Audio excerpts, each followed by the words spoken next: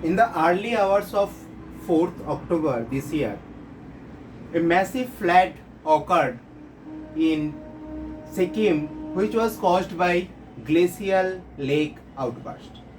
What is glacial lake outburst flood and how did it put a damage or a toll on Sikkim? I am going to discuss that. Okay, so let's start our discussion.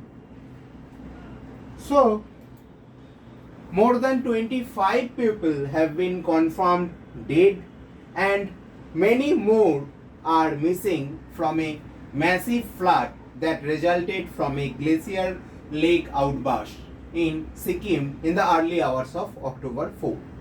The voluminous outflow has destroyed the Chungthung Dam, which is critical to Tista 3 hydropower project, and rendered several hydropower projects along the river dysfunctional.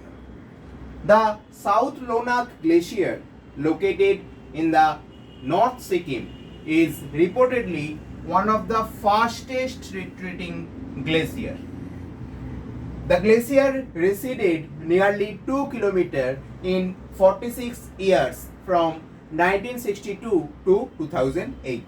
It further retreated by almost 400 kilometers from 2008 to 2019. There are estimated 7,500 glaciers in the Himalayan region, and glacial lake outburst floods have been associated with the major disasters happened in the area throughout the years. Okay. Next, what is glacial lake outburst flood? Glacial lakes like the South Lunak Lake are large water bodies that sit in front of, on top of, or beneath a melting glacier. As the glacier lake grow larger, they became more dangerous because glacial lakes are mostly dammed by unstable ice or sediment composed of loose rock and debris. In case the boundary around them breaks somehow, huge amount of water rush down the side of mountains, which could cause flooding in the downstream areas, and this is called the glacial lake outburst flood. So this is the case where the frontal moraine is located here. The glacial surface basically goes down, and the growth of glacial lake happens in this scenario, and the flood occurs in the downstream area in a massive scale. Okay, so the reasons for glacial lake outburst flood are follows. This can be triggered by several reasons, including earthquakes, because you all know that Himalayan zone are earthquake prone zones. Okay, so extremely heavy rainfalls also occur in that place, and ice avalanches. These are the probable causes of glacial lake outburst flood. Next, according to Tom Robinson, the lecturer in disaster risk and resilience at the University of Canterbury of New Zealand, these lakes are also often found in steep mountainous regions, which means they are landslide prone zone. Landslides or ice avalanches can sometimes fall directly into the lakes and displace the water, causing it to overtop the natural dam and flood downstream. The natural dam outflows, and that's why flood occurs in the downstream region. In 2013, one such event took place in Uttarakhand's Kedarnath when the region witnessed flash floods along with glacial lake outburst flood caused by the Chorabari Tal Glacial Lake, killing thousands of people. The 2013 Uttarakhand flood. Okay, that was a massive disaster for the state of Uttarakhand at that point of time. So now let's look at the reason or what basically triggered the glacial lake outburst flood this time in Sikkim. Satellite images from the National Remote Sensing Center ISRO suggests around 105 hectares, that is about 1 square kilometer of glacier fed lake had been drained out. This was on comparing images taken on September 28 when the lake spanned 167 hectares and on October 4, the night of the disaster, when it shrunk to only 62 hectares. On September 17, it was 162 hectares. Okay, so you can see the difference. Okay, as satellite images don't reveal the depth of the lake, they can only show the expansion. But satellite images cannot show you the depth of the lake. Calculating the volume of water is challenging without physically visiting that place. According to Kalachand Sen, who is director of DST Wadia Institute of Himalayan Geology. However, water monitoring apparatus maintained by Central Water Commission reports that water levels surged nearly 60 feet above the maximum levels at Sankalang at 1:30 p.m. and gushed at nearly 55 km per hour. This is at the very least thousands of cubic meters of water in a short time span, and being midnight, it gave very little time for the people of the downstream to react against this flood or massive outflow in that case. So this is the thing which triggered the glacial lake outburst flood in Sikkim. Now, what made the South Lonak Lake so susceptible to glacial lake outburst flood? With the rising global temperatures, you all know due to climate change, global temperatures are increasing. Glaciers in Sikkim Himalayan have been melting rapidly due to temperature rise, giving rise to many glacial lakes and expanding the already existing ones in the regions. There are currently more than 300 glacial lakes in Sikkim Himalayan according to Sikkim State Disaster Management Authority. A 2020 report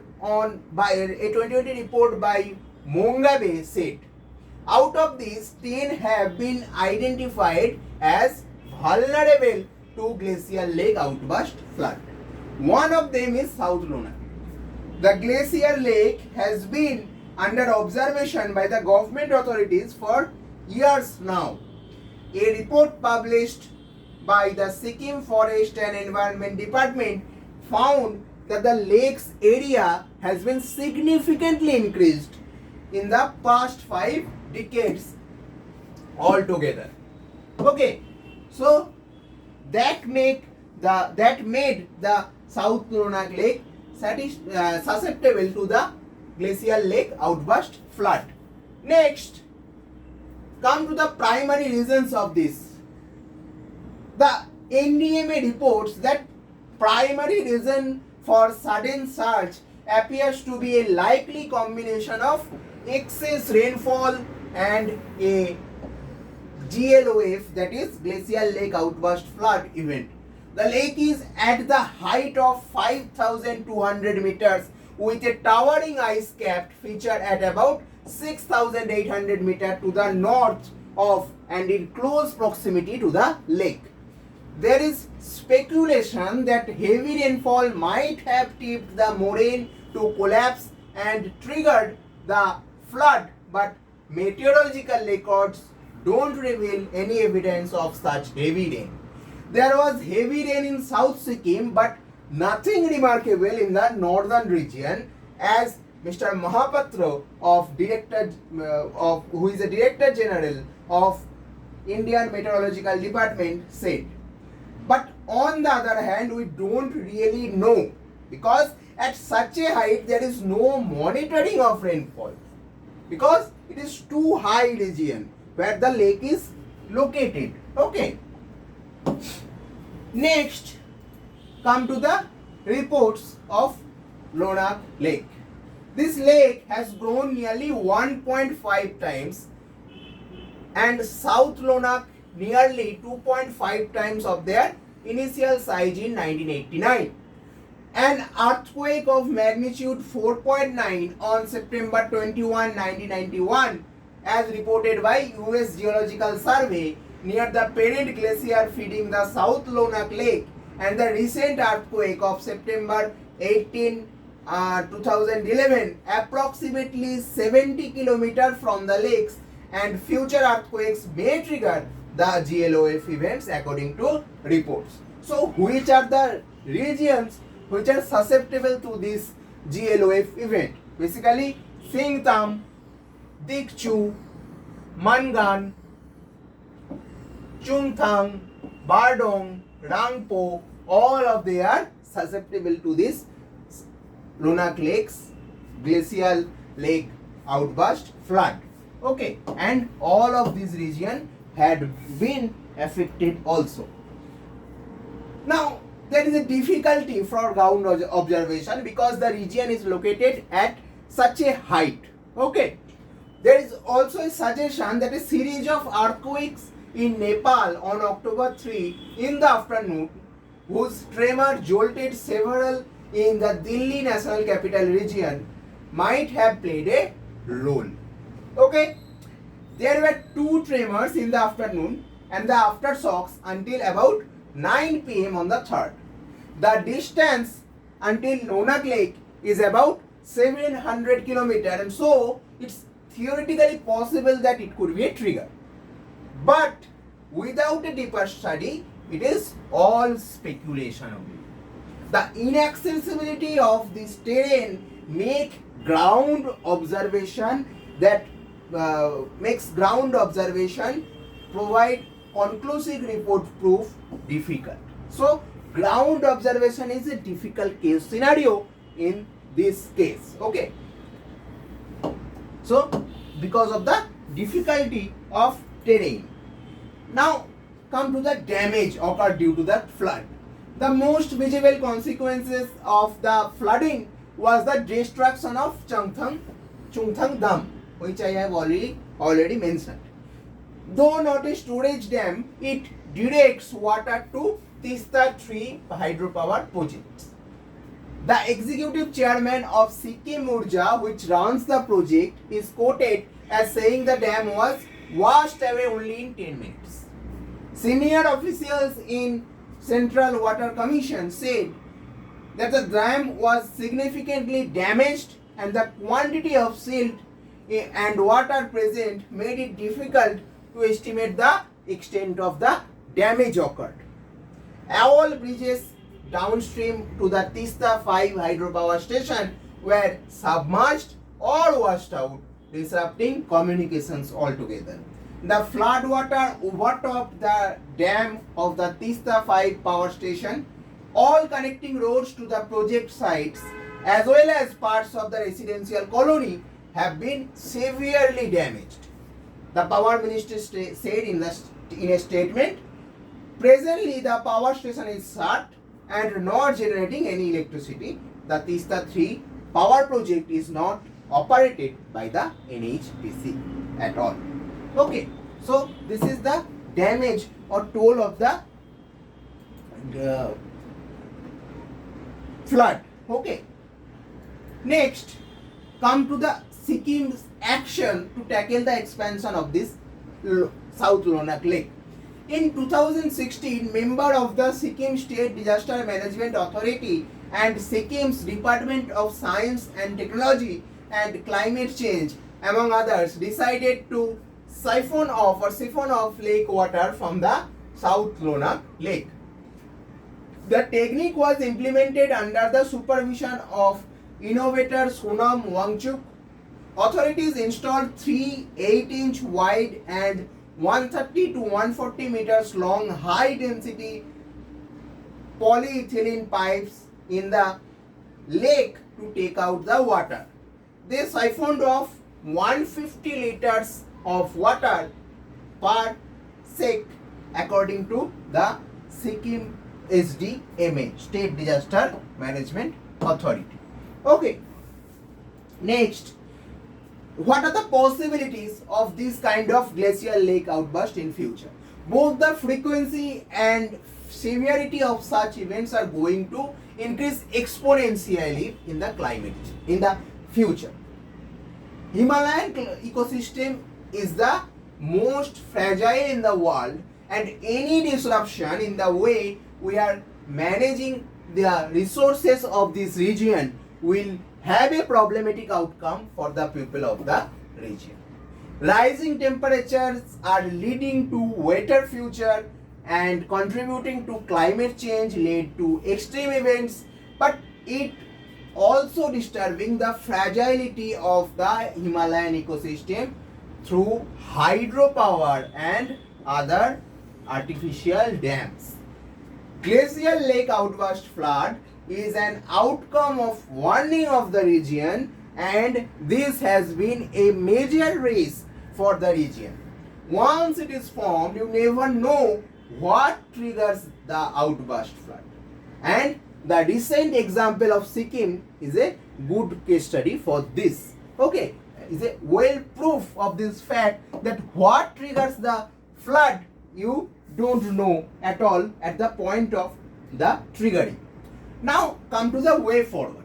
While the Tista river is a source of hydropower generation for several power projects, the risk of GLOF events or glacial lake outburst flood like events requires greater care in planning and executing dams and other infrastructure projects which account for the huge amount of water that can potentially gush through the mountains.